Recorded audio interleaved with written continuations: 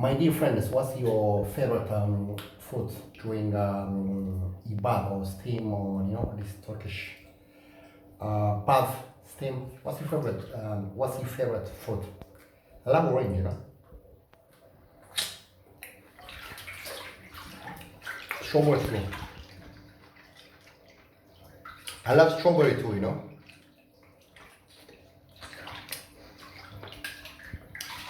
Sometimes I just wonder this European life of this freezing cold weather. You know, it just always makes me curious how the Europeans were adapting this freezing cold weather during these ancient times before technology came, like before, obviously before electric, and it's really, it's unbearable, my friend. Like you just have to have a lot of bath and hot water, chill water, and just moisturize your skin, and keep your sanity with your skin, and otherwise it just freezes you into bonus. Like I've been living in UK for 30 years and I couldn't adapt, my friend. It's just really killer, and it just keeps you wonder how the Europeans were living their life before the advent of technology, before electricity, and these people are not endowed with natural, you know, natural richness, natural endowment, natural wealth, like the sunshine, good weather, and it's really unbearable, my friend. And so this hot water tube, and you have this Turkish sauna, Turkish bath spa, my friend, like this Icelandic, Nordic countries where they have this hot spring water, gushing out from the earth with heat, like what we have in Zula and Arafile and near Masawa, near Maimuri. So this is natural gas, my friend, that comes out from the gas. And these Europeans, I don't know how they were living their life. And imagine that you are an old person, probably like a pensioner, and you don't have enough money to support yourself, obviously you physically, and you're not fit, and your food, you don't eat too much food, all this fatty food, energy, like this potato, starch, sugary things. And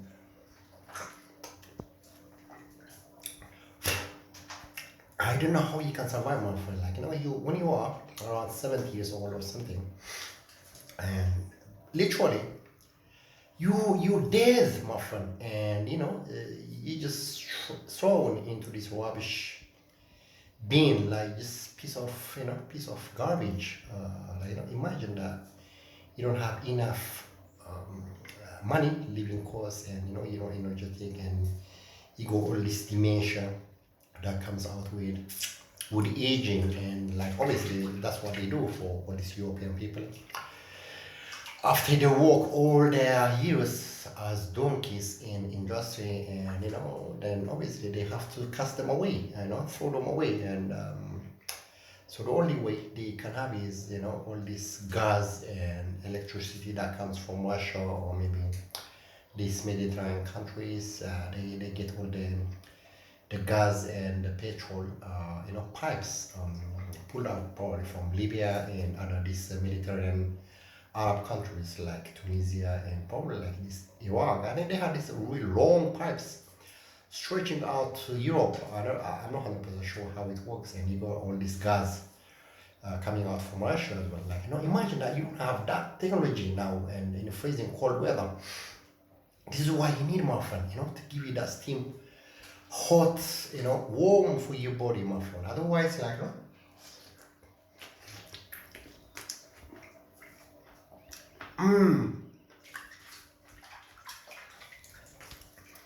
you did, my friend.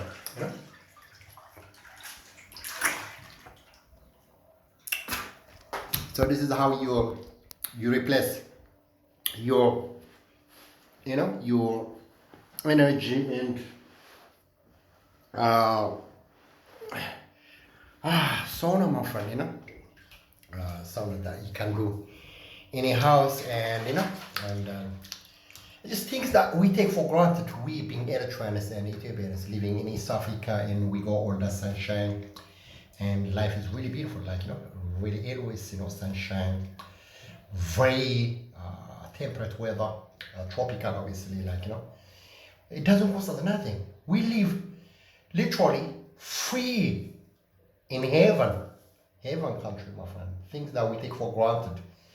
All these Europeans, they don't have, like they pay minimum, my friend, like maybe around minimum £5,000, between £5,000 and £10,000 a year. That's poverty. That's natural poverty, my friend. Like you end up, you work all your life and you go this is a job, and you spend minimum £5,000 for you gas and electricity bills, and when you're going outside you're freezing, my friend. You stay there for half an hour without proper protective, so these are my oranges, my friend, without protective dressing jacket and everything, and so half an hour you stay there, and you're dead.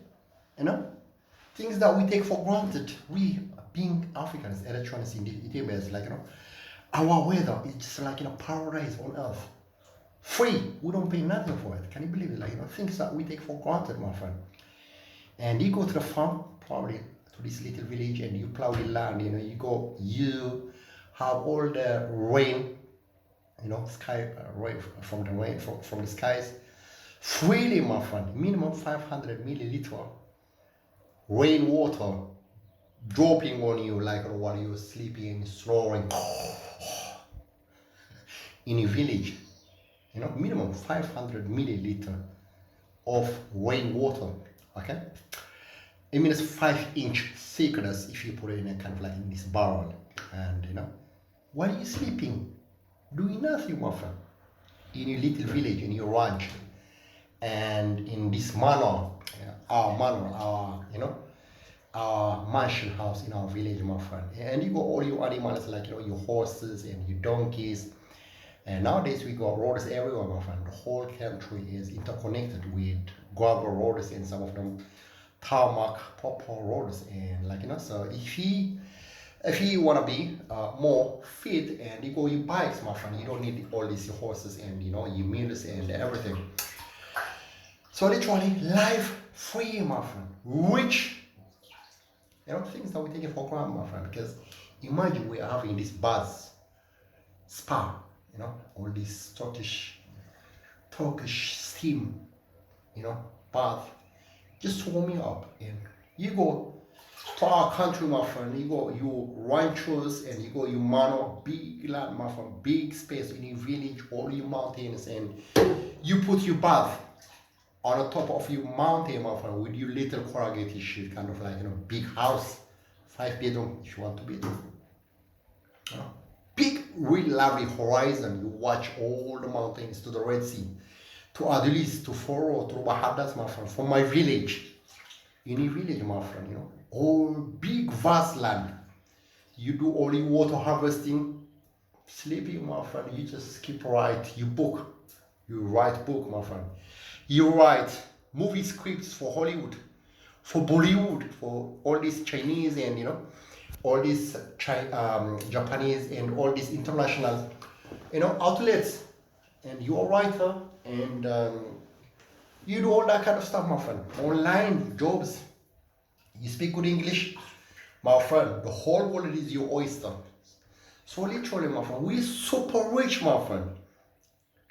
It's unbelievable, like things that we take for granted, now we are in Europe, we're trying to warm ourselves isolated in a little corner in a bath, all these cubicles and everything, my friend. Okay, so that's how we warm up, my friend. Imagine these Europeans, how they were living all their life, all this during the ice ages and everything, but we Eritreans, Ethiopians, we are so much endowed with 1,300 kilometers seashores, warm water, temperate weather, tropical weather, my friend. Sweat. your bicycle, my friend, your horses, you meal, you walk, you run. You have that little agricultural farm, your own garden. You can put all this mesh kind of protective barbed wire so that the animals don't eat your vegetables and your fruits, from rain, and you get all the water harvested straight onto your underground well. I mean, you can make it overground, but obviously it's gonna steam up. It will go and evaporate to the skies. So now, things that we take for granted, and all these Europeans tell us, hey, poor nation, poor Africans, my friend, you are poor, costing you 10,000 pounds for electric and gas and freezing water, my friend. Things just we take it for granted. We are born super rich millionaires, my friend. Billionaires. You think about that. Our fertile lands in our villages, and especially if you're educated and you try to be clever, and you sell all your stuff, my friend, your agricultural produces, my friend, to all over the globe. Okay. So you have all your English language mastery skills, and you go all your bath, and at the top of your mountain with all this big, beautiful landscape, all your landscape, my friend, or from your mountains in your village, you see all this massive rock height, all these jagged mountains, or what's the word they say? It's amazing, very beautiful landscape, my friend. All that you swimming pool, my friend. What you do, you just only dig. You put this stone kind of thing, and you swimming pool in your own little village from your mountain, and from your manor, from chateau, and from your house, with that beautiful view, all the mountains, all the sea, and the landscape, imagine there's things that we take it for granted, and it's amazing. I do try to compare our life back in our town, Andrea, in our village, and when I come to Europe, and you just compare, how rich we are, my friend. So sometimes you just have to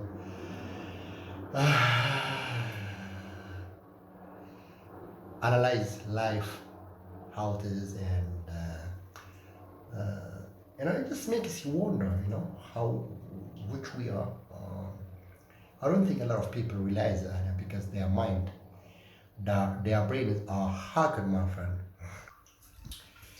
The word they use is mirage. I think it's a French word, and also all you see that, all your bus tube, your swimming pool that you build you all by your own, with your own hand. It doesn't take you more than 2 days, because the mountain, it's a stony part, so you go your own cement, and only goes gypsum, and you go your little sources from everywhere. You accumulated. You go your own swimming pool, my friend. So what's the word?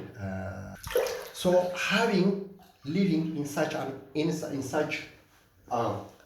place, with all your mountain views, and all these jagged mountains, your beautiful landscape, your lush farmlands, and they call it mirage, French word. The French are really very exaggerative when it comes to appreciating nature. So they say, "Oh, look at the mountain, my friends. This art, God's art, mirage." So that's things that we take for granted, my friend.